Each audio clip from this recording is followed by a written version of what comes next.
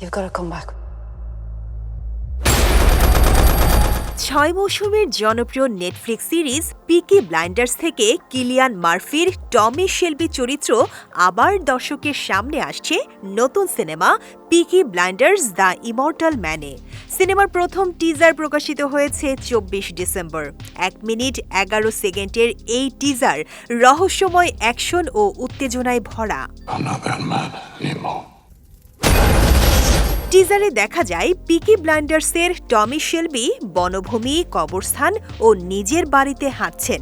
পেছন থেকে শোনা যায় প্রশ্ন, টমি শেলবির কি হয়েছিল?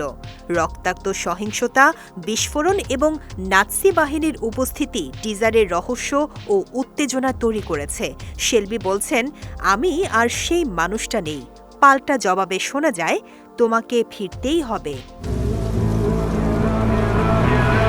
সিনেমার গল্প তৈরি হয়েছে 1940 সালের দ্বিতীয় বিশ্বযুদ্ধের সময় বার্মিংহামের প্রেক্ষাপটে। সিরিজের 6ষ্ঠ মৌসুমের শেষে স্বেচ্ছা নির্বাসনে গিয়েছিলেন টমি। এবার তাকে ফিরতে হবে নিজের পরিবার ও দেশের জন্য।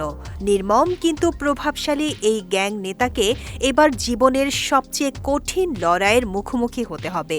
উত্তরাধিকার রক্ষা করতে পারবে কিনা তা দর্শকরা দেখবেন।